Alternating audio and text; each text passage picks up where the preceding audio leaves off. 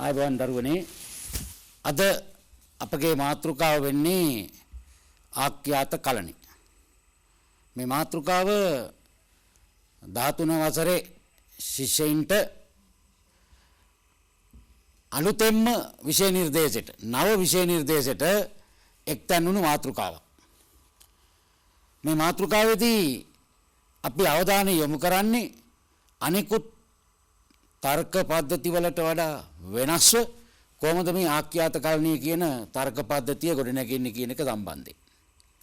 අපි මීට ඉහත 12 ශ්‍රේණි වලදීම කතා බහ කරලා තියෙනවා ප්‍රස්තුත කලණය පිළිබඳව. ඒ තර්ක ක්‍රමයේ පාවිච්චි කරේ සරල වාක්‍ය මත පදනම් වෙච්ච තර්ක සම්බන්ධයෙන්. මෙතන මේ සරල වාක්‍ය කියලා කිව්වේ වාච්‍ය තුල ප්‍රමාණ ලක්ෂණයක් නොයදෙන සමන්විතාංග තවදුරටත් විභජනය කරන්න බැරි වාක්‍ය සඳහා එවැනි වාක්‍ය වලින් ගොඩනැගුණු තර්ක පද්ධතියකට ප්‍රස්තුත කලණය අපි පාවිච්චි කරා. ආඛ්‍යාත කලණය එතනින් වෙන් වෙන්නේ සරල වාක්‍ය වලින් බැහැරව වාච්‍ය තුල ප්‍රමාණ ලක්ෂණයක් ගැබ් වෙලා තියෙන නැත්නම් එවැනි අදහසක් දෙන වාක්‍ය සුරෙන් ගොඩනගෙන තර්කවලට. දැන් අපි දන්නවා ඇරිස්ටෝටල්ගේ කාලේ ඉඳලා සාම්ප්‍රදායික තර්ක ශාස්ත්‍රය ගොඩනැගුණේ ඔය සර්වවාචී ඒකාදිවාචී කියන ප්‍රස්තුත මත පදනම් වෙලා. පසු කාලීනව කුලකවාදයේ ගොඩනැගුණෙත් ඔය වාච්‍ය තුල ප්‍රමාණ ලක්ෂණයන් තියෙන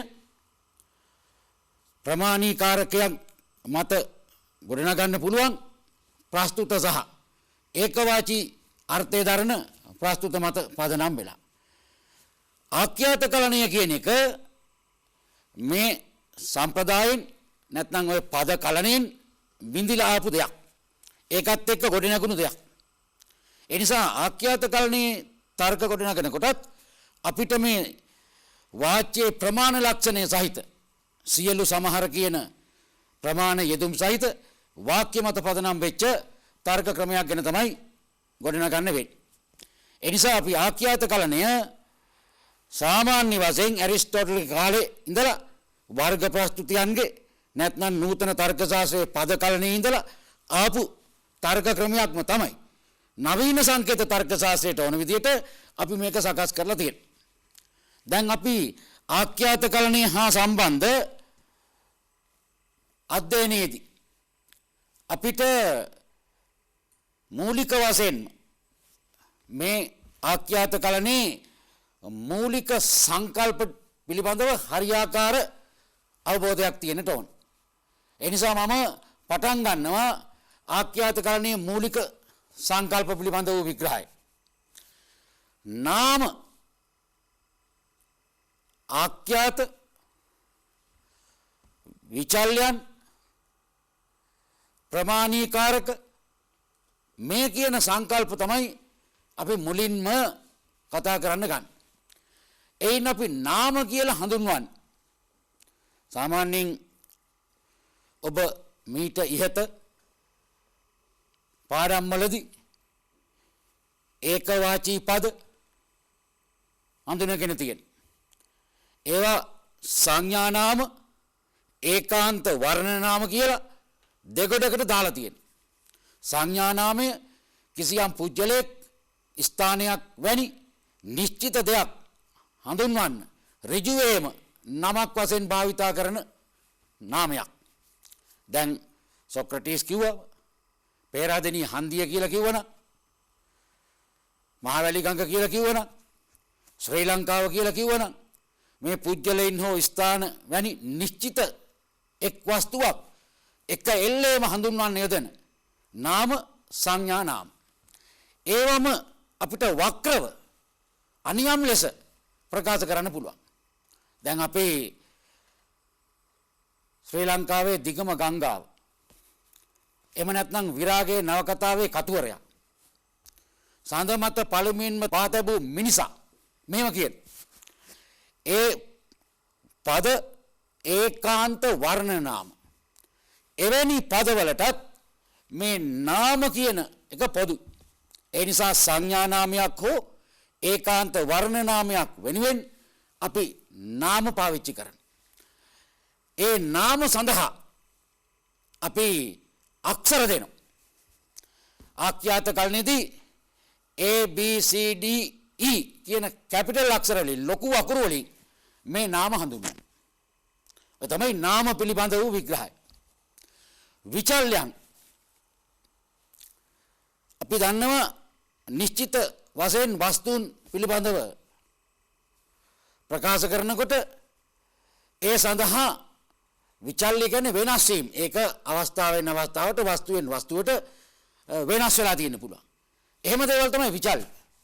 එතකොට මේ විචල්‍යයන් හඳුන්වනන අපි x y z සිම්පල් අක්ෂර එහෙම නැත්නම් simple a simple b simple c වශයෙන් තියෙන අක්ෂර අපි යොදා ගන්න.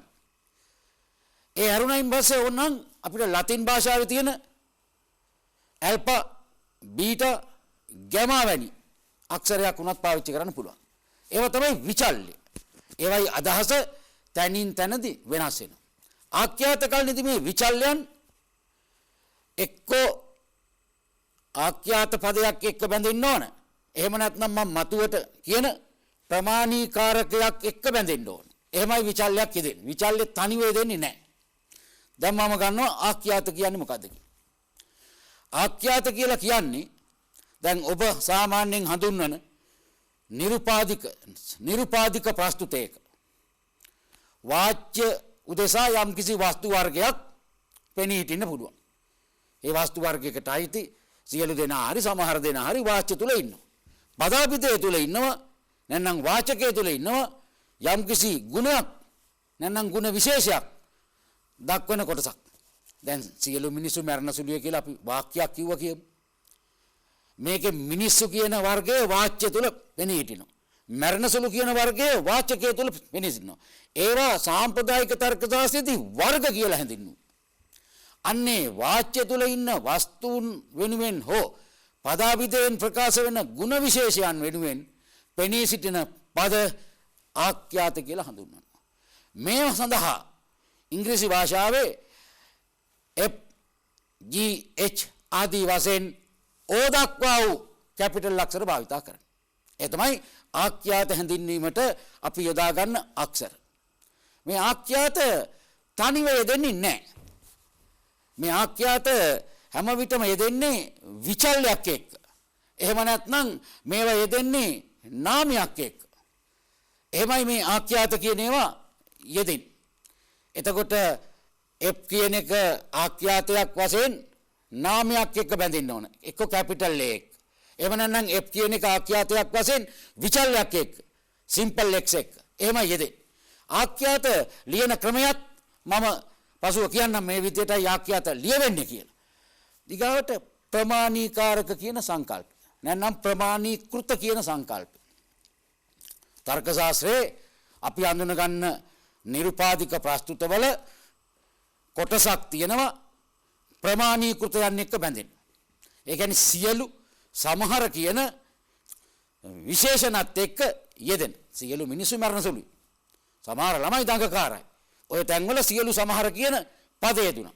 සමහරවට සියලු කියන අර්ථය වෙනුවට මුළු මහත් වර්ගයමනේ කිසිම කියන එකක් උනත් යෙදෙන්න පුළුවන්. කිසිම මිනිහෙක් කලංක නැහැ. එතකොට ඔක්කොම මිනිස්සු අයිති වෙනවා. කිසිම කියලා කිව්වන් පස්සේ. එහෙම සියලු කිසිම සමහර ඇතමෙක් වැඩි දෙනෙක් බොහෝ දෙනෙක් පමණක් ඔවැනි ප්‍රමාණ ලක්ෂණ පෙන්눔 කරන වචන තියෙනවා. අන්නේ වචන සඳහා අපේ ආඛ්‍යාත කල්නේදී ප්‍රමාණීකృతය නැත්නම් ප්‍රමාණීකාරකය කියන එක පාවිච්චි කරනවා. දැන් එතකොට නාම හඳුනගත්තා. ඒ නාම අක්ෂර මොනවද කියලා කිව්වා. විචල්‍යයන් හඳුනගත්තා. විචල්‍යයන් සඳහා වූ අක්ෂර මොනවද කියලා කිව්වා. ආඛ්‍යාත හඳුනගත්තා. ආඛ්‍යාත සඳහා වූ අක්ෂර මොනවද කියන එක කිව්වා. දැන් ප්‍රමාණීකృతයන් පිළිබඳව සර්වවාචී ප්‍රමාණීකృతය අස්තිවාචී ප්‍රමාණීකృతය ප්‍රමාණීකාරකය කිව්වත් හරියකට. සර්වවාචී ප්‍රමාණීකාරකය අස්තිවාචී ප්‍රමාණීකාරකය. අපි ඉස්සරහට මේ පාඩම කරගෙන යනකොට මම මේ ප්‍රමාණීකාරක දෙක සඳහා යොදාගත්තු සංකේතයන් පෙන්눔 කරනවා. දැන් මේ ප්‍රමාණීකාරකයට පෙන්ලා තියෙනවා සර්වවාචී ප්‍රමාණීකාරකය අර කාකපාදේ වගේ එක විශාල කරලා. අස්තිවාචී ප්‍රමාණීකාරකය V අකුර තියෙන ෂේප් එක පොඩක් විශාල කරලා. ඒක තමයි ප්‍රමාණීකාරක දෙක. මම මේවා ඉස්සරහට කතා කරනකොට මගේ අතින් හැම විටම සර්වවාචී සාමාන්‍ය ප්‍රමාණීකృతය අස්තිවාචී ප්‍රමාණීකృతය කියලා කියවෙන එකක් නැහැ. ඒ වෙනුවට මම all some කියන වචන භාවිතා කරන්න පුළුවන්. all කියන එකකින් අදහස් කරන්නේ සර්වවාචී ප්‍රමාණීකృతය, some කියන එකකින් අදහස් කරන්නේ අස්තිවාචී ප්‍රමාණීකృతය. ඒක නිසා දරුවෝ කල්පනාවෙන් මේක some all කියලා කිව්වයින් පස්සේ මේක මම සමහර වෙලාවට මේක ඊටම පහසුව සඳහා අපි ඔය all some කියන වචන කියනවා. නියම වචන දෙක සර්වවාචී ප්‍රමාණීකාරකය සහ අස්තිවාචී ප්‍රමාණීකාරකය. දැන් සංකේතමය පද්ධතියක් තාර්කික වශයෙන් අපි සංකේත තර්ක ශාස්ත්‍රය යොදාගත්තු අවස්ථා දැකලා තියෙනවා. මීට ඉහත ඉගෙනගෙන තියෙන ඔබ 12 වසරේදී ප්‍රගුණ කරපු ප්‍රස්තුත කලණය කියන මාතෘකාවේ ඔබ තාර්කික පද්ධතියක අංග හඳුනාගත්තා. ඒ අංග සියල්ලමත් ආඛ්‍යාත කලණය කියන තාර්කික පද්ධතියට එනවා. ඒ නිසා අපි දැන් හදාරන ආඛ්‍යාත කලණයත් ඇතුළත්ව මුළු මහත් සංකේතමය පද්ධතියේ මෙන්න මේ අංග ටික තියෙනවා. මොනවද? තාර්කික නියතීන්. තාර්කික නියතීන් කියන්නේ ඔබට අලුත් දෙයක් නෙවෙයි. 12 වසරේදී ඔබ ඉගෙන ගත්තා. කාලච්ඡේද 110ක් විතර ප්‍රමාණයක් ආවරණය කරලා තියෙනවා. ඒ මාතෘකාවටම නිෂේධන, සංයෝජන, ගම්ම්‍ය, උභයගම්ම්‍ය සහ වියෝජක. මේවා තමයි තාර්කික නියතීන්. ඒවා හඳුන්වන සංකේත පිළිවෙලින් පෙන්වලා තියෙනවා. නිෂේධනය, සංයෝජනය, ගම්ම්‍ය, උභයගම්ම්‍ය, වියෝජක. මේක අලුත් දෙයක් නෙවෙයි. මම ඒ නිසා මෙතෙන්දී ඒ වෙනුවෙන් කාලය ගත යුතු වෙන්නේ නැහැ. නාමාක්ෂර අපි ආඛ්‍යාත කලණයේදී හඳුන්වා දුන්නු අක්ෂර විශේෂය. A B C D E වශයෙන් නාමාක්ෂර හැඳින්වෙනවා. ආඛ්‍යාත අක්ෂර F G H ආදී වශයෙන් O දක්වා කැපිටල් අක්ෂර වෙනවා. සරල වාක්‍ය සඳහා වූ විචල්යන් ලෙස P Q R S T ආදී වශයෙන් Z දක්වා වූ විචල්යන් ප්‍රස්තුත කලණයේදී යොදාගෙන තියෙනවා. දැන් එතකොට ආඛ්‍යාත කලණය කියන මේ පද්ධතියත් එක්කම ප්‍රස්තුත කලණයත් ආවරණය කරමින් ආඛ්‍යාත කලණය කියන මේ පද්ධතියම ගත්තම සංකේතමය පද්ධතිය. ඒතර මේ සංකේතමය පද්ධතියේ නාමාක්ෂර තියෙනවා, ආඛ්‍යාත අක්ෂර තියෙනවා, සරල වාක්‍ය සඳහා වූ අක්ෂර තියෙනවා. මේ සියල්ලම එක්ක වෙනවා ආඛ්‍යාත කලණය කියන එකට. නිසා ආඛ්‍යාත වලින් පමණක්ම නෙවෙයි ආඛ්‍යාත කලණය සම්පූර්ණයෙන්ම ගොඩනගන්නේ. ඕනනම් සරල වාක්‍යයක් මේකට දාලා ආඛ්‍යාත කලණය කියන පද්ධතියේ සංකේතමය සූත්‍ර ගොඩනගන්න පුළුවන්. විචල්යන් වශයෙන් අපි x y z a b c එහෙම නැත්නම් ඇල්ෆා බීටා ගෑමා මේවා මීට පෙර කිව්වා. ඒවා තමයි විචල්්‍ය. ඒවා සිම්පල් අක්ෂර. ඒවා හැමතිස්සෙම යෙදෙන්නේ දරුවනේ ප්‍රමාණීකාරකයක් එක්ක. එහෙම නැත්නම් ආඛ්‍යාතයක් එක්ක. නැතුව නිදහසේ ඒවා යෙදෙන්නේ නැහැ. දැන් එතකොට මේට අමතරව වරහන් කියන එක ඔබ මීට කලින් සංකේතමය පද්ධතිය ගොඩනගනකොට පාවිච්චි කරපු දෙයක්. සුළු වරහන්, කොටු වරහන්, සංගල වරහන් වශයෙන් මේ වරහන් භාවිතා කරා. දැන් ඔන්න සංකේතමය පද්ධතියේ අංග කියන එක අපි හඳුනගෙන තියෙනවා. එවැනි අංග මත ගොඩ නැගුණු, එවැනි අංග වලින් සමන්විත වුණු වාක්‍ය සංකේතමය වාක්‍ය. එවැනි සංකේතමය වාක්‍යයක් නිසි ලෙස සංකේතවත් වෙලා තියෙනවා නම් අපි ඒකට සුනිස්පන්න සූත්‍රයක් කියන වචනේ පාවිච්චි කරනවා. WFF well form formula කියලා හඳුන්වන්නේ සුනිස්පන්න සූත්‍රය. දැන් මේ සුනිස්පන්න සූත්‍රය ගොඩනගන්න අවශ්‍ය මූලධර්ම ටික එකව කරලා අපි සුනිස්පන්න රීති හඳුනා ගන්න. පළවෙනි රීතිය ඔබ විසින් ප්‍රස්තුත කලණයේදී ගොඩනැගූ සරල වාක්‍ය වෙනුවෙන් වූ අක්ෂර වන P Q R ආදී වශයෙන් ඉස්සෙත් දක්වාම තියෙන විචල්්‍ය ඒවා සුනිස්පන්න සූත්‍ර වශයෙන් හඳුන්වනවා. එතකොට P කියන්නේ සුනිස්පන්න සූත්‍රයක්. Q කියන්නේ සුනිස්පන්න සූත්‍රයක්. මීට පසුව අපි P කියන එක කොහේ හරි ලිව්වනම් සංකේතමය පද්ධතියේ සුනිස්පන්න සූත්‍රයක්. ඒ වගේම දෙවෙනි රීතියෙන් ආඛ්‍යාත කලණයත් එක්ක සම්බන්ධ වෙච්ච සුනිස්පන්න සූත්‍රයක් කියනවා. ආඛ්‍යාතයකින් පරව ආඛ්‍යාතයක් එක්ක ආඛ්‍යාතයකින් පසුව යෙදෙන විචල්‍යයක් හෝ ආඛ්‍යාතයකින් පසුව ඒකත් එක්ක සම්බන්ධ වෙලා යෙදෙන නාමයක් තියෙනවා නම් ඒක සුනිස්පන්න සූත්‍රයක්. fx සුනිස්පන්න සූත්‍රයක්. gx සුනිස්පන්න සූත්‍රයක්. gy සුනිස්පන්න සූත්‍රයක්. fa සුනිස්පන්න සූත්‍රයක්. මේ එතකොට ආඛ්‍යාත අක්ෂරයකින් පරවේදෙන ඕනෑම විචල්‍යයක් හෝ නාමයක් සුනිස්පන්න සූත්‍රයක් වශයෙන් ගන්න. තුන්වෙනි රීතියෙන් අපි කියනවා මෙන්න මෙහෙම දෙයක්. දැන් ඔබ පළවෙනි රීතියෙන් කිව්ව සරල වාක්‍යයක් හෝ දෙවෙනි රීතියෙන් කියපු ආඛ්‍යාතයක් අපි සයි කියලා හඳුන්වමු. සයි. ඒතර සයි p වෙන්නත් පුළුවන්. සයි කියලා කියන්නේ fx වෙන්නත් පුළුවන්. fa වෙන්නත් පුළුවන්. සයි සංකේතමය වාක්‍යයක් නම් නිෂේධන සයි. සයි වලට ඉස්සරහින් නිෂේධනය දැම්මම ඒක සුනිස්පන්න සූත්‍රයක්. දැන් එතකොට ඔය කියන අදහසට අනුව p සුනිස්පන්න සූත්‍රයක් නන්නම් සංකේතමය වාක්‍යයක් නම් නිෂේධන p සුනිස්පන්න සූත්‍රයක්. ඒ වගේම නිෂේධන q සුනිස්පන්න සූත්‍රයක්. ඒත් එක්ක නිෂේධනය දාලා නිෂේධන fa fx එක්ක නිෂේධනය දාලා නිෂේධන fx එහෙම කියන දේවල් සුනිස්පන්න සූත්‍ර තුන්වෙනි රීතියට අනුව. එතකොට පළවෙනි රීතියෙන් සරල වාක්‍ය සුනිස්පන්න සූත්‍ර කිව්වා. දෙවෙනි එකෙන් ආඛ්‍යාතයක් සමග දෙන විචල්්‍ය හෝ නාමයන් සහිත වාක්‍ය සුනිස්පන්න සූත්‍ර කියලා කිව්වා. ඒ පළවෙනි සහ දෙවෙනි යන රීති දෙකෙන්ම කියාපු පළවෙනි සහ දෙවෙනි කියන රීති දෙකෙන්ම කියාපු වාක්‍ය වලට අපි කියනවා පරමාණුක වාක්‍ය නැත්නම් පරමාණුක සූත්‍ර. ඒතර පළවෙනි දෙවෙනි රීති දෙකෙන් ගොඩනගෙන වාක්‍ය පරමාණුක වාක්‍ය නැත්නම් පරමාණුක සූත්‍ර. දැන් අපි තුන්වෙනි රීතියෙන් කිව්වේ නිෂේධනයේ සහිත වේදෙන වාක්‍යයක් සුනිස්පන්න සූත්‍රයක් වශයෙන් සැලකෙන බව.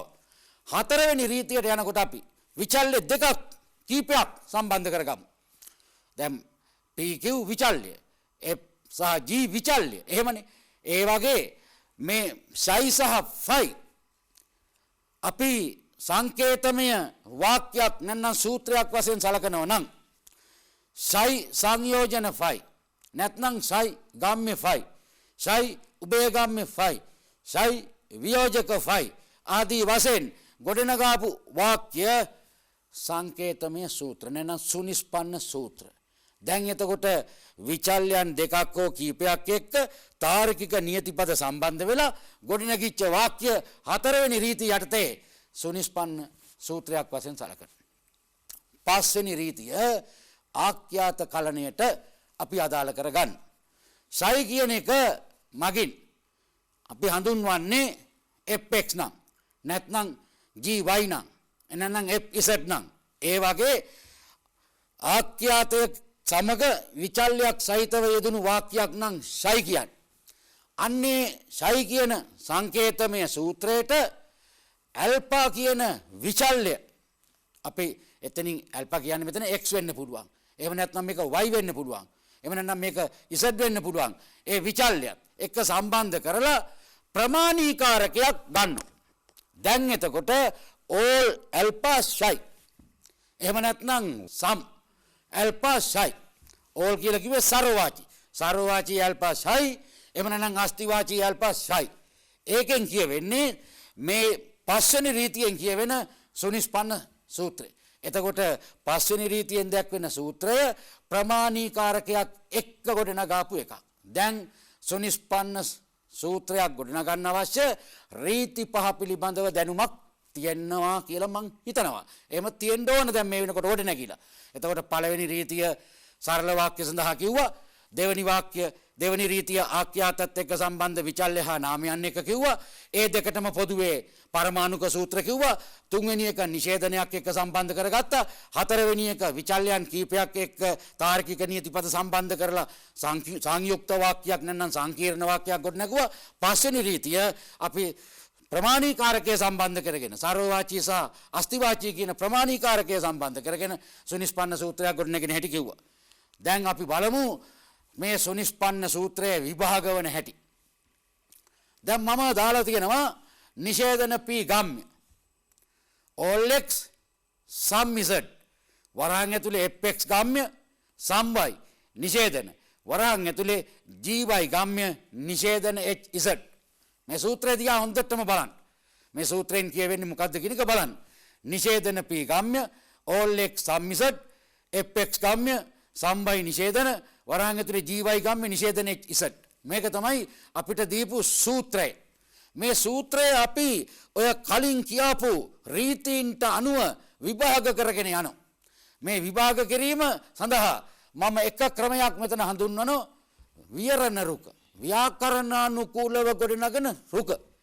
ව්‍යාකරණානුකූලව මේක කොහොමද ගොඩනැගිලා ආවේ? දැන් අපි දන්නවා මේකේ න්‍යෂ්ටිය වශයෙන් තියෙන්නේ අවසානෙට ගම්. මේ මුළු මාත් සංකේතමය පද්ධතියේ මුළු මේ සංකේතමය වාක්‍යයේ න්‍යෂ්ටිය වශයෙන් තියෙන ගම්. ඒ නිසා අපි හතරවෙනි රීතිය පාවිච්චි කරනවා. එතෙන්ට හතරවෙනි රීතිය පාවිච්චි කරනවා. දැන් එතකොට මුල්ම ප්‍රකාශනයේ සම්බන්ධ වෙන්නේ හතරවෙනි රීතියට. ඊගාවට මේ හතරවෙනි රීතියෙන් පස්සේ දෙපැත්තකට කඩලා යනවා. එක පැත්තකට නිෂේධන P, අනිත් පැත්තට ඔය කියන all x sum z එක තියෙන කොටස. එම් දෙපැත්තට බෙදුණා. දැන් නිෂේධන P කියන එක අර විචල්්‍යයට ඉස්සරහින් නිෂේධනයක් දාපු තුන්වෙනි රීතිය. ඒ නිසා නිෂේධන P කියන්නේ තුන්වෙනි රීතිය. එතනින් නිෂේධනය ඉවත් කරලා දැන් මම සරල වාක්‍යයක් වෙන පරමාණුක සූත්‍රයක් වෙන P ලැබිලා තියෙනවා. දැන් ඔන්න එක පැත්තක් සයිඩ් එක අපි පෙන්නු හැටි. ඊගාවට අපි ගන්නවා අනිත් පැත්තේ සයිඩ් එක. දැන් දකුණු අත පැත්තෙන් ලියාපු එක. දැන් ඒකේ තියෙනවා all x sum z fx ගම්ම්‍ය සම්බයි නිෂේධන gy ගම්ම්‍ය නිෂේධන hz. දැන් බලන්න ඔතන සියලුම වරහන් වලට පිටින් all x සහ sum z කියන දෙක තියෙනවා. සර්වවාචී x සහ අස්තිවාචී z කියන එක තියෙනවා. එයින් අවසානෙටම ලියවිලා තියෙන්නේ සර්වවාචී x.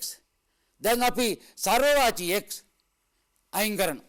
සර්වවාචී x අයින් කරාම ඒ අයින් වෙන්නේ පස්වෙනි රීතියෙන්නේ සර්වවාචී දාන්නේ ප්‍රමාණීකාරක දාන්නේ පස්වෙනි රීතියෙන්. පස්වෙනි රීතියේදී අපි සර්වවාචී අයින් කරා. අයින් කරාම අස්තිවාචී ඉතුරුණා. ඊට පස්සේදී අපි කරන පෙළියේ අස්තිවාචී එකත් අයින් කරනවා. ඒත් පස්වෙනි රීතියට අදාළ දෙයක්. දැන් අස්තිවාචී සර්වවාචී දෙකම පස්වෙනි රීතියෙන් දාපු ලක්ෂණ දෙකක් ඒ දෙකම අයින් කරා. අයින් කරලා ඊගාවට අස්තිවාචී එකත් අයින් වුණායින් පස්සේ අපිට ඉතුරු වෙනවා fx ගම්ම්‍ය vy නිෂේධන gy ගම්ම්‍ය නිෂේධන hz කියන ප්‍රකාශන. දැන් එතන න්‍යෂ්ටිය වශයෙන් තියෙන්නේ ගම්ම්‍ය සංකේතය. ඒ නිසා අපි එතෙන්ට ලියන්න වෙන්නේ හතරවෙනි නීති. හතරවෙනි රීතියෙන් පස්සේ මේක දෙකට කඩනවා. එක පැත්තකට fx යනවා අනිත් පැත්තට vy නිෂේධන gy ගම්ම්‍ය නිෂේධන hz යනවා. දැන් fx කියලා කියන්නේ දෙවෙනි රීතියෙන් ඌ සුනිස්පන්න සූත්‍රයක්. දැන් vy නිෂේධන gy ගම්ම්‍ය නිෂේධන hz. ඊගාවට මේකෙදී නිෂේධන vy කියන එක අයින් කරලා පස්වෙනි රීතියෙන් ගොඩ නැගුණු මේ vy කියන එක අයින් කරලා නිෂේධන gy ගම්ම්‍ය නිෂේධන hz. එතකොට නිෂේධනේ පිටින් තියෙනවා නම් නැත්නම් සූත්‍රයේ න්‍යෂ්ටිය වශයෙන් එනවා නම් ඒක තුන්වෙනි සූත්‍රය තුන්වෙනි රීතියට වැටෙනවා. නිෂේධනේ අයින් කරනවා. අයින් කරාම gy ගම්ම්‍ය නිෂේධන hz. දැන් තාර්කික නියති පදයේ න්‍යෂ්ටිය ගම්ම්‍ය. දැන් දෙකට කැඩෙනවා. එක පැත්තකට gy දෙවෙනි රීතියෙන් අනිත් පැත්තට නිෂේධන hz තුන්වෙනි රීතියෙන්. නිෂේධනයේ ඉවත් වෙලා ගියාම hz ලැබෙනවා. දැන් ඔන්න මේ විවරණ රුක හරහා අපි මේක සංකේතමය පද්ධතිය සුනිස්පන්න සූත්‍රයක් වෙන හැටි පෙන්වුවේ. මේක ලියන්නත් පුළුවන්. දැන් ওই විවරණ රුකෙන් පෙන්වීමනේ. ඔක ලියන්න පුළුවන්. ලියනකොට අපි මේ විදිහටයි ලියන්න පටන් ගන්න දරුවනේ. අපි පළවෙනි රීතියෙන් ලියාපු p ඉස්සරලාම පටන් ගන්නවා. පළමු රීතියට අනුව p සුනිස්පන්න සූත්‍රය. දෙවනි රීතියෙන් ලියාපු gy සහ hz ඊගාවට කියනවා. එහෙනම් දෙවනි රීතියට අනුව gy සහ hz සුනිස්පන්න සූත්‍රය. ඊගාවට තුන්වෙනි රීතියෙන් ලියවිච්ච නිෂේධන hz සුනිස්පන්න සූත්‍රයක් වශයෙන් කියනවා. දැන් පළවෙනි රීතියෙන් කියවුණු p කිව්වා. ඊගාවට දෙවනි රීතියෙන් කියාපු fx gy සහ hz ගැන කිව්වා. ඊගාවට තුන්වෙනි රීතියෙන් කියාපු නිෂේධන p සහ නිෂේධන hz ගැන කියනවා. දැන් නිෂේධන p තුන්වෙනි රීතියට අනුව නිෂේධන hz තුන්වෙනි රීතියට අනුව. දැන් අපිට මේ රුකෙන් දකුණු අත පැත්තේ කෙළවරේ තියෙන රුකේ gy ගම්ම්‍ය නිෂේධන hz ඒක හතරවෙනි රීතියට අනුව. ඊගාවට නැවත තුන්වෙනි රීතියට අනුව නිෂේධනයේ වරහන්ට පිටින් දාලා ජීවයි ගම්මේ නිෂේධනයේ ඉසඩ් එනවා. යලි අපි පස්වන රීතිය පාවිච්චි කරලා වීවයි නිෂේධන ජීවයි ගම්මේ නිෂේධනයේ ඉසඩ් කියන වාක්‍ය හදා ගන්නවා.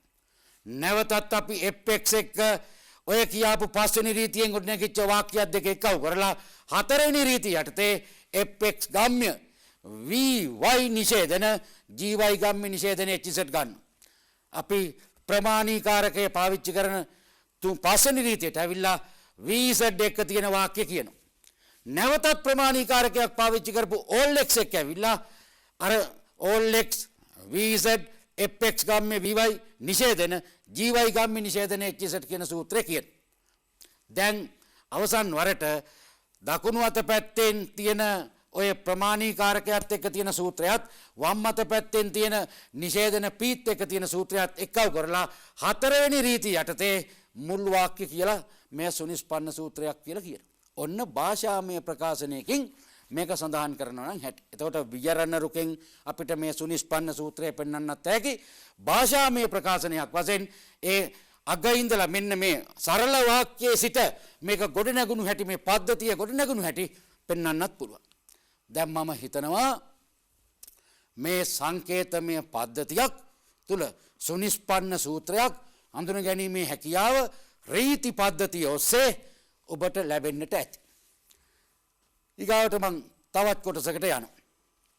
අපි සංකේතමය වාක්‍යයක් ගොඩනැගුවම ඒ සංකේතමය වාක්‍යයේ බැඳීම් වලට යටත් වෙලා තියෙන තැන් සහ බැඳීමකට යටත් නොවි ස්වාධීනව තියෙන තැන් මොනවද කියන එක හඳුනා ගැනීම. ඒකට අපි කියනවා බැඳීම් හෙවත් පර්යන්තගත නැත්නම් සපර්යන්තගත අවස්ථා ස්වාධීනව තියෙන හෙවත් නිදහස් නිදලි නැත්නම් පර්යන්තගත නොවු අවස්ථා කියලා. දැන් බලන්න දරුවනේ මම මේකේ ලියලා තියෙනවා සංකේතමය සූත්‍රයක්. vz ඒ කියන්නේ සම්මිසෙට් all x වරහන් පටන් ගත්ත fx ගම්ම්‍ය vy gy ගම්ම්‍ය hz මේ සූත්‍රය දිහා හොඳට බලන්න. මේ සූත්‍රය තුල බැඳිලා තියෙනවා කියලා කියන්නේ කිසියම් ආඛ්‍යාතයක් සමග වූ විචල්යක් ප්‍රමාණීකාරකේ විශේෂපතේ යටතට ගැනෙනවා කියන එක. දැන් පොඩි උදාහරණයක් කියන්නම්. all x fx කියලා හිතමු. all x fx සර්වවාචී x fx. එතකොට සර්වවාචී x fx කියන අවස්ථාවේ fx කියන ආඛ්‍යාතමය විචල්ය සර්වවාචී x කියන එකත් එක්ක බැඳෙනවා. එතකොට ඒ ආඛ්‍යාතයේ විචල්ය වන x ප්‍රමාණීකාරකයේ විචල්ය වන x ට බැඳිලා. එතකොට ඒක බන්ධිතයි. නැත්නම් බැඳීමකට යටත් වුණු සූත්‍රයක්. දැන් all x fy කියලා ලිව්වා කියමු. දැන් ආඛ්‍යාතයේ විචල්‍ය වෙන y ප්‍රමාණීකාරකයේ විචල්‍ය වෙන x ට බැඳිලා නැහැ. එතකොට ඒක නිදහස් පර්යන්තගත නොවුණු නිදලි සූත්‍රයක්. දැන් මේකෙදී මේ තියෙන සම්මිසට් සියලුම වරහන් වලට පිටින් ඒක බැඳෙනවා මේ වරහන් ඇතුලේ තියෙන ඕනම ඉසට් කෙනෙක් එක්ක. ඒ නිසා මෙතන තියෙන සම්මිසට් බැඳිලා තියෙනවා hz එක. ඊගාවට all x ඒක තියෙන්නේ සම්මිසට් වලින් පස්සේ. එතකොට ඒක බැඳෙනවා වරහන් ඇතුලේ තියෙන fx එක. දැන් vy නැත්නම් සම් y එයා බැඳිලා තියෙනවා gyත් එක්ක. දැන් එතකොට මේ ලියාපු සංකේතමය සූත්‍රයේ ප්‍රමාණීකාරකයන්ගේ විශේෂපතේ යටතට එහි තියෙන හැම විචල්යක්ම සම්බන්ධ වෙලායි තියෙන්නේ. කිසිම තැනක් නිදහස්ව නැහැ. ඒක නිසා ඒක සප්පර්යන්ත සූත්‍රයක්. නැත්නම් පර්යන්තගත වූ සූත්‍රයක්. දැන් ඒකත් එක්ක තියෙන දෙවෙනි උදාහරණය බලමු. all x fx සංයෝජන gx ගම්මේ hy වරහන් දාපු හැටිම හොඳට බලන්න. මේකෙදි all x එක fx සහ gx මේ දෙන්නම මේ ආඛ්‍යාත දෙකම x ට බැඳෙනවා. hy මේ කවුරුවත් එක්ක බැඳෙන්නේ නැහැ. එයා නිදහස්. ඒක නිසා මේ දෙවෙනි සූත්‍රයේ පර්යන්තගත නොවුණු අවස්ථාවක් තියෙනවා hy. ඒ නිසා මේ සූත්‍රය පර්යාන්තගත නොවුණු සූත්‍රයක්. ඊගාවට මම කියනවා පහත සඳහන් සූත්‍රයේ පර්යාන්තගත නොවූ අවස්ථාව විමසන්න. ඔන්න ඔබ දැන් බලන්න ඕන මේ අවසානයේට මන් දීපු සූත්‍රය දිහා. ඒ සූත්‍ර මේ වරහන් ගැන සිතීම අත්‍යවශ්‍යයි. වරහන් ගැන හිතන එක අත්‍යවශ්‍යයි. දැන් මෙතන තියෙන මුළු මහත් පද්ධතියේ සියලුම වරහන් වලට පිටින් ඕල්වයි තියෙන. දැන් එතකොට මේ පද්ධතියේ කොතනක හෝ ආඛ්‍යාතයක් තියෙනවා නම් වයිට් එක්ක එයා බැඳෙනවා ඕල් වයිට් එක්ක. සර්වවාචී වයි එක්ක මේ ඇතුලේ තියෙන ඕනම වයි කෙනෙක් බැඳෙනවා. දැන් HY බැඳෙනවා සර්වවාචී වයි එක්ක. ඊගාවට GY බැඳෙනවා සර්වවාචී වයි එක්ක. දැන් අපිට පේනවා සර්වවාචී වයි කියන ප්‍රමාණීකාරකයත් එක්ක HY සහ GY කියන දෙන්නා බැඳුණා. ඊගාව බලන්න වරහන VX වරහන් ඇතුලේ FX වියෝජක HY වියෝජක GX. දැන් මෙතන VX එක්ක බැඳෙන්නේ FXද GXද දෙන්නමද කියන එක පොඩ්ඩක් හිතන්න වෙනවා. දෙන්නම බැඳෙනවද එක්කෙනෙක් විතරද බැඳෙන්නේ? එහෙනම් කවුද නොබැඳෙන්නේ? දැන් අපි දන්නවා FX වියෝජක HY කියන ප්‍රකාශනේ FX බැඳෙනවා VX එක්ක. හොඳටම තේරුම් ගන්න ඕන තැනක්. GX බැඳීමක් නැහැ. එයා නිදහස්. මේ පද්ධතියේ එයා නිදහස්. නිකමට අපි හිතමු P සංයෝජන Q වරහන්ට පිටින් නිෂේධනයක් දාලා ගම්මේ R කියලා ඔක්කොම එක වරහනකට ගේන. දැන් එතන P සංයෝජන Q වරහන්ට පිටින් not කියන එකට අදාළ වෙන්නේ P සංයෝජන Qට. මිසක් අර Rට නෙවෙයි. අන්න ඒ වගේ මෙතනත් VX කියන අස්තිවාචී X කියන ප්‍රමාණීකාරකය FX අදාළ වුණාට FX එක්ක සම්බන්ධ වුණාට බැඳුණාට GX එක්ක බැඳිලා නැහැ. ඒ නිසා මේ පද්ධතියේ GX නිදහස්. දකුණු අත පැත්තේ තියෙන කොටසේ VZ FZ වියෝජක GY ගම්ම්‍ය all X GZ. මේ VZ කියන්නේ මේ සියලුම සංකේත වලට පිටින් තියෙන දෙයක්. සංකේතාත්මක පද්ධතියේ දකුණු අත පැත්තේ තියෙන කොටසේ සියලුම වරහන් වලට පිටින් තමයි VZ කියන එක තියෙන්නේ. එහෙනම් වරහන් ඇතුලේ ඉන්න ඕනම Z කෙනෙක් මෙයත් එක්ක බැඳෙනවා. එතකොට FZ VZ එක්ක බැඳෙනවා. ඊට අමතරව GZ VZ එක්කත් බැඳෙනවා. දැන් එතකොට FZ සහ GZ බන්ධිතයි. දැන් බලමු මෙතන GY. ඔව්. එයා අර සියලුම පද්ධතියම සම්බන්ධ කරපු සමස්ත වරහන්ටත් පිටින් ඉන්නේ. all y ඉන්නවා සමස්ත වරහන්ට පිටින්. ඒ නිසා GYත් බැඳිලා. දැන් එතකොට මේ සංකේතමය සූත්‍රයේ පර්යන්තගත නොවුණු එක අවස්ථාවයි තිබුණේ. ඒ අවස්ථාව තමයි GX විතරයි. අනිත් සියලුම ආඛ්‍යාත විචල්්‍ය ප්‍රමාණීකාරකත් එක්ක බැඳුණා. දැන් මම හිතනවා බැඳීම කියන්නේ මොකද්ද ස්වාධීනත්වය කියන්නේ මොකද්ද කියන එක මේකෙන් තේරෙනවා කියලා. දැන් ඔන්න බැඳීමේ හා ස්වාධීනත්වයේ හැටි. ප්‍රමාණීකාරකයේ විෂයපතේ යටතට ආඛ්‍යාතයේ තියෙන විචල්්‍ය ගැනුණා නම් එතන බැඳීමක්.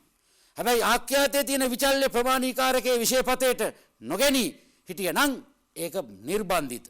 පර්යන්තගත නොවුණු නිදහස්. ඔක තමයි මේ අවස්ථාවෙන් තියෙන්නේ.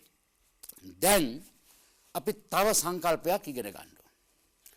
ඒ තමයි මේ සංකේතාත්මක පද්ධතියක ඔබ ගොඩනැගූ සූත්‍රයක යම් කිසි තැනක නිදහස්ව විචල්්‍යයක් තිබුණා නම් ඒ නිදහස්ව තිබුණු විචල්්‍යයට ආදේශයක් ලබා දෙන හැටි. බැඳුණු කිසිවෙකුටත් ආදේශ දෙන්න එපා. බැඳෙන්නේ ප්‍රමාණීකාරකත් එක්ක. ඒ කට්ටියට ආදේශ දෙන්න බෑ. මේ ආදේශ කිරීමේ නීතිය තියෙන්නේ නොබැඳිච්ච තැන්වලට විතරයි. දැන් මීට කලින් ඔබ හඳුනාගත්තු සූත්‍රය තුල මම කිව්ව විදියට මේකේ නොබැඳුණු අවස්ථාවක් තිබුණා. ඒ තමයි GX. ඔන්න ඔය නොබැඳුණු GX කියන විචල්්‍යයට තමයි අපි නම් අලුතෙන් ආදේශයක් පිටස්තරෙන් යමක් ගෙනල්ලා දානව නම් දාන්න. ඔය X වෙනුවට ඔතෙන්ට අපිට ආදේශ කරන්න පුළුවන් දෙයක් තියෙනවා නම් ඒ දේ ආදේශ කරන්න. ඒ නිසා නිදහස්ව තියෙන තැනකට තමයි ආදේශය බලපවත්වන්නේ. බැඳිච්ච කිසිවෙකුටත් ආදේශයක් සම්බන්ධ වෙන්නේ නැහැ. පළවෙනිම දේ බැඳීම් එක්ක ආදේශ නැහැ. නිදහස් තැන් එක්ක විතරයි ආදේශ තියෙන්නේ. ඒ නිසා මෙතන නිදහස් තැනක් වශයෙන් අපි හඳුනගත්තු GX තමයි අපි ආදේශයක් දෙනව නම් දෙන්න. දැන් එතකොට තේරුම් ගන්න ඕන ආදේශය වළංගු වෙන්නේ නිදහස්ව ඉන්න තැන්වලට විතරයි කියලා. බැඳුණු තැනකට ආදේශයක් ගැන කතා කරන්නවත් බෑ. එහෙමනම් මේ ආදේශ කරනවා කියන්නේ මොකද්ද? ඒ පද්ධතියේ නව විචල්‍යයක්. හැබැයි ඒ නව විචල්‍ය කියන්නේ ඒ විචල්‍ය යෙදුවයින් පස්සේ තවත් බැඳීමක් වෙන්න බෑ. දැන් මෙතන තියෙන GX-ට අපි X අයින් කරලා එතන තියෙන එක්කෙනාට අපි දැම්මොත් එහෙම Y එතකොට නිසි ලෙස ආදේශයක් වෙන්නේ නැහැ. ආදේශයක් වෙන්නේ නැහැ. ආදේශ වුණා තමයි Y. නමුත් ඒක නිසි ලෙස ආදේශයක් නෙවෙයි. Y දාපු ගමන් මේ සමස්ත පද්ධතියේ සියලුම වරහන් වලට තියෙන Yට එයා බැඳෙනවා. ඒ නිසා Y ආදේශ කරන්න බෑ. අපිට ඕනනම් මෙතෙන්ට Y X එනුවට Y නොදමා අපිට පුළුවන්කම තියෙනවා මේකේ වෙන දෙයක්. ඒ කියන්නේ එක්කෝ නාමයකට යන්න එහෙම නැත්නම් අලුත් විචල්යකට. ඒ කියන්නේ අලුත් විචල්යක් කියන්නේ Y යොදන්න බෑ. Y යොදන්නේ නැතුව එක්කෝ අපි මේකට Z ගන්නවා. එතකොට බැඳෙන්නේ නැහැ. Z ගත්තොත් බැඳීමක් ඇති වෙන්නේ නැහැ. එහෙම නැත්නම් නාමාක්ෂරයක් කැපිටල් A කැපිටල් B වැනි අක්ෂරයක් දානවා. එහෙම එකක් දාන්න පුළුවන්. එතකොට නිසි ලෙස ආදේශයක් යනු නොබැඳුණු යම් තැනක් වේද. පද්ධතියේ නොබැඳුණු යම් තැනක් වේද. ඒ නොබැඳුණු තැනට අලුත් විචල්‍යයක් අලුත් නාමයක් යොදනවා. හැබැයි ඒ විචල්‍ය යොදනකොට ප්‍රවේශම් වෙන්න ඕන. ඒ විචල්‍ය යෙදුවයින් පස්සේ බැඳීමක් ඇති වෙන්න බෑ. ඒක තමයි මම කිව්වේ මෙතන තියෙන X මේ පද්ධතියේ බැඳිලා නැහැ. මෙතන තියෙන VX බැඳිලා තියෙන්නේ FXX විතරයි. එතකොට GX නිදහස්. ඒ නිදහස්ව ඉන්න GX-ට අලුතෙන් ගෙනල්ලා අපි Y අකුරක් ආදේශ කරොත් එතකොට ඒක නිසි ලෙස ආදේශයක් වෙන්නේ නැහැ. මේ මුළු මහත් පද්ධතියේම වරහන්ට පිටින් තියෙන Yත් එක්ක එයා බැඳෙන්න පටන් ගන්නවා එතකොට. ඒ නිසා Y හැර එක්කෝ Z එහෙම නැත්නම් සිම්පල් A එහෙම නැත්නම් කැපිටල් A වැනි අක්ෂරයක් දාලා තමයි නිසි ලෙස ආදේශයක් දෙන්නේ. දැන් අපි මේක දිහා බලමු. all x fx සංයෝජන gx ගම්ම hy මේකේ x බැඳිලා තියෙන බව අපිට පේනවා. සියලුම වරහන් වලට පිටින් all x ඉන්න නිසා x ගේ බැඳීමක් තියෙනවා. x බැඳිලා තියෙනවා all එක. නමුත් y කියන එකේනා පර්යන්තගත වෙලා නැහැ. එයා නිදහස්. අන්නේ නිදහස්ව ඉන්න y-ට අපිට පුළුවන් x හැර වෙන ඕනෑම විචල්‍යයක් දෙන්න. x දුන්නොත් එහෙම all x එක බැඳෙන්න පටන් ගන්නවා. ඒ නිසා x දුන්නොත් බන්ධනයක් ඇති වෙනවා. බන්ධනය ඇති වෙන්න බෑ. නිදහස්ව ඉන්න එක්කනට ආදේශයක් දුන්නම ආයිත්ම යා නිදහස් වෙන්න ඕන. නැතුව බැඳීමක් වෙන්න බෑ. ඒ නිසා මෙතන තියෙන hy-ට අපිට පුළුවන් x හැර වෙන ඕනෑම විචල්‍යයක් හෝ නාමයක් ආදේශ කරන්න. එතකොට මම පෙන්නලා තියෙනවා යටින් මේ hy-ට z ආදේශ කරලා එහෙම නැත්නම් hy වෙනුවට කැපිටල් A ආදේශ කරලා මේ නිසි ලෙස ආදේශයක් කරපු හැටි. දැන් බන්ධනයක් නැති තැනකට තමයි ආදේශය වෙන්නේ. දැන් එතකොට නිසි ලෙස ආදේශය කියන්නේ මොකක්ද කියන එක පැහැදිලි. එතෙන්දී මේ ප්‍රමාණීකාරක අරමේව කිසි දෙයක් වෙනස් කරන්න බෑ. ඒ තියෙන ප්‍රමාණීකාරක ඒ පද්ධතියේ තිබුණු ප්‍රමාණීකාරක එහෙමම යෙදෙනවා. එකම දේ තමයි නිදහස්ව හිටිය එක්කෙනාට ආදේශයක් දෙන්න පුළුවන්. බැඳුනේ නැති කෙනාට ආදේශයක් දීලා වාක්‍ය ගොඩනගා ගන්න පුළුවන්. ඒක තමයි මේකේ තියෙන එකම දේ. ඔන්න නිසි ලෙස ආදේශයක් වන හැටි. දැන් අපි වැදගත්ම කොටසට එනවා. සංකේතමය පද්ධතිය තුල කොහොමද අපි භාෂාමය ප්‍රකාශනයක් සංකේතයට ගන්න? මම දීලා තියෙනවා සියල්ල දිලිසෙයි. සියල්ල කියන වචනය මෙහි ඇති ප්‍රමාණීකාරකය. ඒක වෙනුවෙන් සර්වවාචී x භාවිතා කරන්න පුළුවන්. දැන් දිලිසෙයි කියන එකේ ආඛ්‍යාතය ලියන හැටි බලන්න. f dot a දිලිසෙයි. ඒ දිලිසෙයි. ඒක වචනෙන් තමයි මේ ආඛ්‍යාත ලියන්නේ. ආඛ්‍යාත හරියටම ලියන්න ඕන දරුවනේ. ආඛ්‍යාතවල වරදක් සිද්ධ වුණොත් ලියන ක්‍රමේ ලකුණු ඇත්තේ නැහැ සංකේතකරණයට. සංකේතකරණය බලන්නේ ආඛ්‍යාත නිවැරදිද කියලා බලලා. ඒ නිසා f a දිලිසෙයි. දැන් අපි හැමෝම සිව්පාවුන්නේ කිව්වනම් f a සිව්පාවෙක්. හරි. සියලු දෙනා දක්ෂය කිව්වනම් f කියන්නේ a දක්ෂයෙක්. ඒක වචනෙන් ලියන්න. ආඛ්‍යාත ලියනකොට නිකන් ඒක පණ ගැන්වෙන ඒක වචනයකට ගන්න. දැන් ඒ දිලිසේ. ඒ අනුව සියල්ල දිලිසේ කියන එක ලියවෙන්නේ all x fx අන්න පළවෙනි එක. දෙවෙනි එක කිසිවෙකු හිංසාවට ලක් වී නැත. ප්‍රමාණීකාරකයට වැටෙන්නේ සර්වවාචී කිසිවෙකු කවුරුවක්වත් හිංසාවට ලක් වෙලා නැහැ. එතකොට ආඛ්‍යාතේ ලියන්නේ f ඒ හිංසාවට ලක් වූ වෙකි. ඒ හිංසාවට ලක් වූ වෙකි. එහෙමයි ලියවෙන්නේ. ආඛ්‍යාතේ ලියවෙන්නේ f ඒ හිංසාවට ලක් වූ වෙකි. කිසිවෙකු හිංසාවට ලක් වී නැත. එතකොට all x නිෂේධන fx. තුන්වෙනි එක සමහරුන් හිංසාවට ලක් වී ඇත. ප්‍රමාණීකාරක පදය අස්තිවාචී. ඒ යෙදෙන්නේ සමහරුන්. මේ සමහරු කියන එක යෙදෙන්නේ පැවැත්ම පෙන්වන්න. පැවැත්ම පෙන්වන්න. කිසියම් තැනක පැවැත්මක් පෙන්වන්න තමයි මේ සමහර කියන වචනේ දක්වන්නේ. දැන් එතකොට සමහරුන් හිංසාවට ලක් වී ඇත. එතකොට ආඛ්‍යාතය f ඒ හිංසාවට ලක් වූ වෙකි. f කියලා කියන්නේ ඒ හිංසාවට ලක් වූ වෙකි.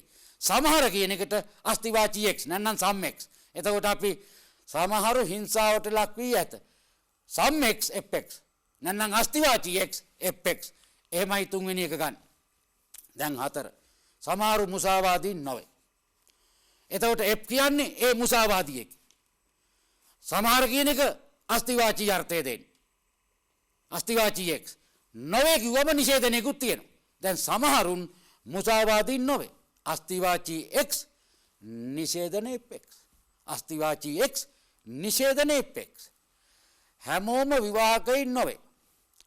දැන් මෙන්න මේකෙදි හිතන්න මෙහෙම. හැමෝම විවාහකයින් ය.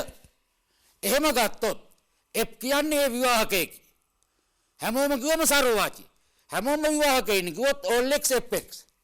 දැන් හැමෝම විවාහකයින් නොවේ කියනකොට අර හැමෝම විවාහකයින් කියන වාක්‍ය නිෂේධනේ. එහෙනම් නිෂේධනයේ මුලට වැටිලා නිෂේධන all x fx. නිෂේධන all x fx. හැමෝම විවාහකයින් නොවේ. හැමෝම විවාහකයින් කියන වාක්‍යයේ නිෂේධනාර්ථය. හැමෝම විවාහකයින් නොවේ. එතකොට නිෂේධන all x fx. නිෂේධන සර්වවාචී x fx.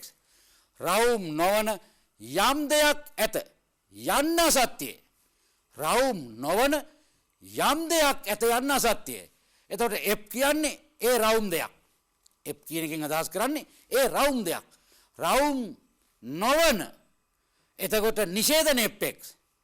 නිෂේධන fx රවුම් නොවන යම් දෙයක් ඇත. එමෙ හිතමුකෝ රවුම් නොවන යම් දෙයක් ඇත. එතකොට vx නැත්නම් අස්තිවාචී x නිෂේධන fx යන්න සත්‍යයි. එහෙනම් තව නිෂේධනයකුත් වෙනවා. ඒතර මුලට නිෂේධනයක් ඇවිල්ලා අස්තිවාචී x නිෂේධන fx. මෙතන fx වලින් කිව්වේ රවුම් දෙයක්. ඒතර රවුම් නොවන කිව් ගමන් නිෂේධන fx. යම් දෙයක් ඇත කිව් ගමන් අස්තිවාචී x. යම් දෙයක් ඇත යන අසත්‍යය කිව් ගමන් ආපහු නිෂේධනයක් මුලට දැම්ම. දැන් එතකොට නිෂේධන අස්තිවාචී x නිෂේධන fx. සියලු දාර්ශනිකයින් අනාගතය දකින්නන්. දැන් මේ තියෙන්නේ සර්වවාචී ප්‍රතිජාන ප්‍රස්තුතයක්. ඔබ අප සියලු දෙනා හඳුනන සර්වවාචී ප්‍රතිජාන. සියලු දාර්ශනිකයෝ අනාගතය දකින්නන්. f කියලා මන් ලිව්වා ඒ දාර්ශනිකයෙක්. g වශයෙන් මන් දැක්කුවා ඒ අනාගතය දකින්නේ. ඒක තමයි සංක්ෂේපන රටාව. මෙතන තියෙන ආඛ්‍යාත ලිව්වේ f ඒ දාර්ශනිකයෙකි, g ඒ අනාගතය දකින්නේ. දැන් මේකේ තේරුම සියලු දාර්ශනිකයෝ අනාගතය දකින්න උන්නේ කියන එකේ සංකේතමය පද්ධතියේ තේරුම මේකයි. සියලු එක් සඳහා එක් දාර්ශනිකයෙක් නම් එක් අනාගතය දකින්නේ. සියලු එක් සඳහා ඕනෑම එක් කෙනෙක් දාර්ශනිකයෙක් වෙනවා නම් එයා අනාගතය දකිනවා. අන්නේ අර්ථයෙන් සංකේතමය වාක්‍ය ගොඩනගනවා. all x fx ගම්මේ gx. සියලු එක් සඳහා එක් දාර්ශනිකයෙක් නම් x අනාගතය දකින්නේ. දැන් සර්වවාචී ප්‍රතිජානන ප්‍රස්තුතයක ගම්‍ය අර්ථය එන්නේ නොකයි. සර්වවාචී ප්‍රතිජානන ප්‍රස්තුතය අපේ ආඛ්‍යාත කල්නේදී ගම්‍ය අර්ථයට එන්නේ.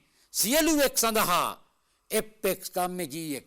සියලු එක් සඳහා x දාර්ශනිකයෙක් නම් නේද x අනාගතය දකින්නේ. දැන් දාර්ශනිකයෙකු අනාගතය දකින්නෙකු විය නොහැක. දාර්ශනිකයෙකු අනාගතය දකින්නෙකු විය නොහැක. ඒ කියන්නේ කිසිම දාර්ශනිකයෙක් අනාගතය දකින්නෙක් විය නොහැක. කිසිම දාර්ශනිකයෙක්. එහෙනම් සියලු x සඳහා x දාර්ශනිකයෙක් නම් x අනාගතයේ දකින්නෙක් නොවේ. සර්වවාචී ප්‍රතිඡේදන. all x fx ගම්මේ නිෂේධන gx. ඊගාවට සමහර දාර්ශනිකයින් අනාගතයේ දකින්නේ. දාර්ශනිකයින් කියන එක f g වලින් දැක්වුව අනාගතයේ දකින්නේ කියන එක. සමහර දාර්ශනිකයින් අනාගතයේ දකින්න. එතකොට දාර්ශනිකයින්ගෙන් සමහරෙක් තමයි මේ අනාගතයේ දැකීමට යටත් වෙන්නේ. ඒතර සමහර කෙනෙක් අස්තිවාචී. ඒතර අස්තිවාචී x fx සංයෝජන gx. මේකේ තේරුම අනාගතය දකින දාර්ශනිකයෝ කියන කොටට අයිති එක්කෙනෙක් හරි ඉන්නවා. සමහර දාර්ශනිකයෝ අනාගතය දකි. සමහර දාර්ශනිකයින් අනාගතය දකින්නන් නොවේ. ඒකාදිවාචී නිෂේධනාර්ථය. සමහර දාර්ශනිකයෝ අනාගතය දකින්නන් නොවේ. එතකොට දාර්ශනිකයින් වන අයගෙන් සමහරෙක් අනාගතය නොදකින අය. එහෙනම් අස්තිවාචී x fx සංයෝජන නිෂේධන gx. ඊළඟ එක. හැම දාර්ශනිකයෙක්ම අනාගතය දකින්නෙක් විය නොහැක. හැම දාර්ශනිකයෙක්ම අනාගතය දකින්නෙක් විය හැක කියන එකේ නිෂේධනයි. හැම දාර්ශනිකයෙක්ම අනාගතය දකින්නෙක් විය නොහැක. එහෙනම් හැම දාර්ශනිකයෙක්ම අනාගතය දකින්නෙකු විය හැක කියන එකේ නිෂේධනයි. ඒතර හැම දාර්ශනිකයෙක්ම අනාගතය දකින්නෙකු විය හැක කිව්වනම් all x fx ගම්මේ gx. ඒක නොහැක කිව්ව ගමන් ඒකේ නිෂේධනයි. ඒ නිසා නිෂේධන all x fx ගම්මේ gx. දාර්ශනිකයින් පවණක් අනාගතය දකි. දාර්ශනිකයෝ විතරයි අනාගතය දකින්නේ. එතකොට ප්‍රතිගාම්‍ය අර්ථය වගේ සාමාන්‍යයෙන් ඔබ හිතන් ඉන්නේ ප්‍රතිගාම්‍ය අර්ථය කියලා අන්නේ වගේ අදහසක් මෙතන තියෙන්නේ. දාර්ශනිකයෝ පමණයි අනාගතය දකින්නේ. ඒ නිසා අනාගතය දකින්න යමෙක් වේ නම් හෙතෙම දාර්ශනිකයෙකි. අනාගතය දකින්න යමෙක් වේ නම් හෙතෙම දාර්ශනිකයෙකි. අනාගතය දකින්න කියන එක ඉස්සරහට ගෙනල්ලා all x gx ගම්මේ fx වශයෙන් මේක ගන්න. දාර්ශනිකයෙක් නොවන අනාගතය දකින්න යම් කෙනෙක් ඇත. යන්න අසත්‍යයි. දාර්ශනිකයෙක් නොවන. එතකොට f කියන්නේ ඒ දාර්ශනිකයෙකි. g කියන්නේ අනාගතය දකින්නකි. දාර්ශනිකයෙක් නොවන නිෂේධන fx අනාගතය දකින්න gx. එතකොට නිෂේධන fx සංයෝජන gx. දාර්ශනිකයෙක් නොවන අනාගතය දකින්න යම් කෙනෙක් ඇත. එතකොට vx. යම් කෙනෙක් ඇත යන්න අසත්‍යය නිෂේධන vx. එතකොට නිෂේධනේ මුලට දැම්මා. ඊට පස්සේ vx දාලා වරාංග තුනේ නිෂේධන fx සංයෝජන gx. දාර්ශනිකයින් හා දාර්ශනිකයින් පවණක් අනාගතය දකින්න ඕනේ. මේක උභයගාම්‍ය අර්ථයට සමානයි. දාර්ශනිකයින් හා දාර්ශනිකයින් පමණක් අනාගතය දකින්න ඕනේ. එතකොට දාර්ශනිකයෙක් කියන එක අනාගතය දකින්නේ කියන එක. G දාර්ශනිකයින් හා දාර්ශනිකයින් පමණක් අනාගතය දකින්න ඕනේ. all x fx උභයගාම්‍ය gx. උභයගාම්‍ය අර්ථය මෙතන දෙන්නේ. ඊගායක අනාගතය දකින්න දාර්ශනිකයින් සියලු දෙනා ප්‍රඥාවන්තය. දැන් උන ටිකක් සංකීර්ණ ප්‍රස්තුතයකට එනවා. අනාගතය දකින්න දාර්ශනිකයෝ සියලු දෙනා. එතකොට දාර්ශනිකයෙක් f අනාගතය දකින්නේ g ප්‍රඥාවන්තයෙකි h. අනාගතය දකින්න දාර්ශනිකයෝ. එතකොට gx සංයෝජන fx. අනාගතය දකින්න දාර්ශනිකයෝ කියන්නේ දාර්ශනික කුලකේ අනාගතය දකින්න කුලකේ ඡේදන කුලයකට අයිති කට්ටිය. අනාගතය දකින්න දාර්ශනිකයෝ ඡේදන කුලයකට අයිති වෙනවා කියන්නේ සංයෝජන. ඒ නිසා අනාගතය දකින්න දාර්ශනිකයෝ gx සංයෝජන fx. ඒ අය ඔක්කොම ප්‍රඥාවන්තයි. ගම්මේ h. එතකොට all x gx සංයෝජන fx ගම්මේ h. අනාගතයේ දකින්න දාර්ශනිකයින් පමණි ප්‍රඥාවන්ත වන්නේ. දැන් පමණි මැද තියෙනවා. වාක්‍යයක පමණි පමණක් මැද තියෙනවා නම් අපි සාමාන්‍යයෙන් අඳුනගන්නේ ප්‍රතිගාමි කියලා. එතකොට ඒක නිරුපාධිකාර්ථයට එනකොට වාච්‍ය වාචකේ මාරු කරලා ගන්න. අනාගතයේ දකින්න දාර්ශනිකයෝ පමණයි ප්‍රඥාවන්ත. ඒතර අනාගතයේ දකින්න දාර්ශනිකයෝ gx සංයෝජන fx. f කියලා කියන්නේ දාර්ශනිකෙක්, g කියන්නේ අනාගතයේ දකින්නෙක්. අනාගතයේ දකින්න දාර්ශනිකයෝ gx සංයෝජන fx. ඒ අය විතරයිලු ප්‍රඥාවන්ත වෙන්නේ. එහෙනම් ප්‍රඥාවන්ත වේ කියන එක ඉස්සරහට ගෙනවා. දැන් එතකොට ප්‍රඥාවන්ත වන සියලු දෙනා අනාගතයේ දකින්න දාර්ශනිකයෝ කියන අර්ථයෙන් සංකේතවත් වෙනවා. all x hx ගම්මේ gx සංයෝජන fx. ඊගාවට ඉඳින් සියලු දෙනා දාර්ශනිකයින් නම් එවිට සියලු දෙනා අනාගතය දකි. දැන් සියලු දෙසරයක් ඉදලා සියලු දෙනා දාර්ශනිකයින් නම් සියලු දෙනා අනාගතය දකි. ඒතර නම් කියන නිපාතයට పూర్වෙන් සියලු දෙනා දාර්ශනිකයින් නම් ඊට පස්සේ සියලු දෙනා අනාගතය දකි. සියලු දෙසරයක්. දැන් එතකොට f කියන්නේ දාර්ශනිකයෙකි, g කියන්නේ අනාගතය දකින්නේ නම් සියලු දෙනා දාර්ශනිකයින් නම් all x fx. ගම්ම්‍ය සියලු දෙනා අනාගතය දකින්න ඔය all x gx. එතකොට සංකේතවත් වෙන්නේ all x fx ගම්ම්‍ය all x gx. දෙසරටම all x වැදුනේ සියලු කියන එක දෙසරයක් ඉදුණු නිසා. දාර්ශනිකයින් මෙන්ම අනාගතය දකින්නන්ද ප්‍රඥාවන්තය. දාර්ශනිකයින් මෙන්ම අනාගතය දකින්නන්ද ප්‍රඥාවන්තය. එතකොට දාර්ශනිකයෝ මෙන්ම අනාගතය දකින්න. දැන් මේ කියන්නේ කවුරු ගැනද? දාර්ශනිකයෝ මෙන්ම අනාගතය දකින්න. මේ කුලක දෙකටමයි සියලු දෙනා ගැන. කුලක දාර්ශනිකයෝ මෙන්ම අනාගතය දකින්න. එතකොට මේ කුලක දෙකේම ඉන්න සියලු දෙනා. එතකොට මේලේ වැටෙන්. මේලේ වැටුණු ගමන් අර්ථය වියෝජක. ඒ නිසා all x fx වියෝජක gx ගම් hx ඔන්නතන තමයි වර්ධින්න පුළුවන් ගොඩාක් දෙනෙකුට මෙන්ම කියපු ගමන් එයා හිතාවි මෙතන සංයෝජනය කියලා නෑ. දාර්ශනිකයෝ මෙන්ම අනාගතය දකින්න. ඒතර දාර්ශනික කුලකට අයිති යම් තාක් වේද ඒ අයත් අනාගතය දකින්න කුලකට අයිති යම් අයක් වේද ඒ සියලු දෙනාමත් ප්‍රඥාවන්තයෝ. ඒ නිසා මේ කුලක දෙකේ ඉන්න සියලු දෙනා එකතු කරලා ගන්න ඕන අන්දා වියෝජක අර්ථෙන් ගත්. ඊගාවට තියෙන හැම දාර්ශනිකයෙක්ම අනාගතය දකින්න ප්‍රඥාවන්තයෙක්. හැම දාර්ශනිකයෙක්ම අනාගතය දකින්න ප්‍රඥාවන්තයෙක්. ඒතකොට දාර්ශනිකයෝ F අනාගතය දකින්න ප්‍රඥාවන්තය gx සංයෝජන hx. එතකොට all x fx ගම්මේ gx සංයෝජන hx. දාර්ශනිකයෙකු අනාගතය නොදකින්නෙකු නම් හෙතෙම ප්‍රඥාවන්තයෙක් වෙන එක. කවුරු හරි දාර්ශනිකයෙක් ඉන්නවා නම් අනාගතය නොදකින එයා ප්‍රඥාවන්තයෙක් වෙන්න බෑ. ඒ කියන්නේ දාර්ශනිකයෙක් fx ගම්ම්‍ය අනාගතය නොදකින්නෙක් නිෂේධන gx ගම්ම්‍ය ප්‍රඥාවන්තයෙක් වෙන එක නිෂේධන hx. මේක දෙවිදියකට පුළුවන්. එක විදියක් යම් කෙනෙක් දාර්ශනිකයෙක් නම් එයා අනාගතයෙන් නොදකින්නෙක් නම් එයා ප්‍රඥාවන්ත විය නොහැක. අනිත් තේරුම තමයි දාර්ශනිකයෙක් අනාගතය නොදකිනව නම් යම් කිසි දාර්ශනිකයෙක් ඉන්නව නම් අනාගතය නොදකින ඒ අනාගතය නොදකින දාර්ශනිකයෝ ප්‍රඥාවන්තය වෙන්න බෑ. දාර්ශනිකයෙක් ඉන්නව නම් අනාගතය නොදකින. එතකොට fx සංයෝජන නිෂේධන gx ගම්ම්‍ය නිෂේධන hx. ඊගාවෙක් ඇරිස්ටෝටල් දාර්ශනිකයෙක් හෝ අනාගතය දකින්නෙක් නම් එවිට ඇරිස්ටෝටල් ප්‍රඥාවන්තය. ඇරිස්ටෝටල් නාමයක්. එතකොට දාර්ශනිකයෝ ප්‍රඥාවන්තයෝ අනාගතය දකින්න ඒවා ආඛ්‍යාත. දැන් ඇරිස්ටෝටල් නාමයක්. දැන් ඇරිස්ටෝටල් දාර්ශනිකයෙක් හෝ අනාගතය දකින්නෙක් නම් එතකොට FA වියෝජක GA ඇරිස්ටෝටල් ප්‍රඥාවන්තයෙකි ගම්මෙච්චෙක්. එතකොට ඇරිස්ටෝටල් දාර්ශනිකයෙක් හෝ අනාගතය දකින්නෙක් නම් ඇරිස්ටෝටල් ප්‍රඥාවන්තයෙකි FA වියෝජක GA ගම්මෙච්චේ. සමහර දාර්ශනිකයන් අනාගතය දකින්නේ නම් එවිට ඇරිස්ටෝටල් අනාගතය දකි. සමහර දාර්ශනිකයෝ අනාගතය දකිනව නම් එතකොට අස්තිවාචී x සමහර දාර්ශනිකයෝ අනාගතය දකිනව නම් fx සංයෝජන gx එවිට ඇරිස්ටෝටල් අනාගතය දකි GA. ඊගාවට ඉඳින් දාර්ශනිකයෙකු ප්‍රඥාවන්තයෙක් නම් පමණක් අනාගතය දකි. ඉඳින් දාර්ශනිකයෙක් ප්‍රඥාවන්තයෙක් නම් පමණක් අනාගතය දකි. all x fx ගම්ම්‍ය දාර්ශනිකයෙකු ප්‍රඥාවන්තයෙක් නම් පමණක් අන්න එතෙන්දී මාරු වෙනවා. එතකොට ප්‍රඥාවන්තයෝ කියන එක h නම් ප්‍රඥාවන්තයෙක් නම් පමණක් අනාගතය දකි. එහෙනම් අනාගතය දකින්න ඉස්සරහට ඇවිල්ලා ප්‍රඥාවන්තයෝ පිටිපස්සට යන. ඊගාට තියෙන සමහර දාර්ශනිකයන් අනාගතය දකින්න නම් එවිට සමහර දාර්ශනිකයන් ප්‍රඥාවන්තය. දැන් සමහර දාර්ශනිකයෝ අනාගතය දකින්නයි කියන එක අස්තිවාචී x fx සංයෝජන gx එහෙම වෙනවා නම් සමහර දාර්ශනිකයෝ ප්‍රඥාවන්තය අස්තිවාචී x fx සංයෝජන hx. ඊගාවට තියෙන්නේ ඇරිස්ටෝටල් දාර්ශනිකයෙක් මෙන්ම ප්‍රඥාවන්තයෙක් නම් එවිට ඇරිස්ටෝටල් අනාගතය දකින්නේ නම් ලොව යථාර්ථය ප්‍රත්‍යක්ෂ කළ හැකි නොවේ. ලොව යථාර්ථය ප්‍රත්‍යක්ෂ කළ හැකි කියන එක මෙතන තියෙන සරල වාක්‍ය. ඒක ආඛ්‍යාතයක් නෙවෙයි. ඒ නිසා සරල වාක්‍ය හඳුන්වන්නේ p.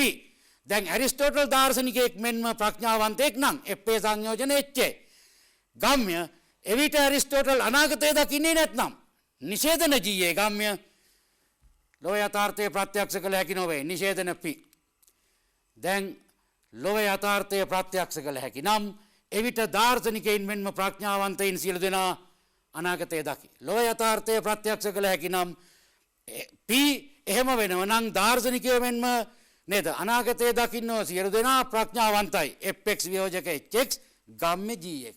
අවසාන වශයෙන් හැම ප්‍රශ්නයක්ම ඇල්ෆ්‍රඩ්ට විසඳිය නොහැක. හැම ප්‍රශ්නයක් එතකොට මෙතන බලන්න නාමයක් නැහැ. ආඛ්‍යාත කඩන එකයි වැදගත්. ප්‍රශ්නයකි එක ආඛ්‍යාතයක්. ඇල්ෆ්‍රඩ්ට විසඳිය හැකි අනිත් ආඛ්‍යාතය. ආඛ්‍යාත දෙක දැම්ම හැම ප්‍රශ්නයක්ම ඇල්ෆ්‍රඩ්ට විසඳිය හැකි කියන එකේ නිෂේධනේ. all x fx ගම්ම්‍ය gx හැම ප්‍රශ්නයක්ම ඇල්ෆ්‍රඩ්ට විසඳන්න පුළුවන්. ඒකේ නිෂේධනේ ආපු ගමන් නිෂේධන all x fx ගම්ම්‍ය gx. ඔතනින් අපි සංකේතකරණයන් සැලකිය යුතු ප්‍රමාණයක් කරා. මම හිතනවා දරුවනේ දැන් ඔබට ආඛ්‍යාත කලනේ ප්‍රස්තුත සංකේතකරණය වන ආකාරය පිළිබඳ මූලික දැනීමක් ලැබෙන්නට ඇති. පළවෙනි පාඩම යටතේ අපි සංකේතකරණය දක්වා කොටස අවසන් කරා. ඔබ සියලු දෙනාට දීප්තිමත් අනාගතයක් ලැබේවා.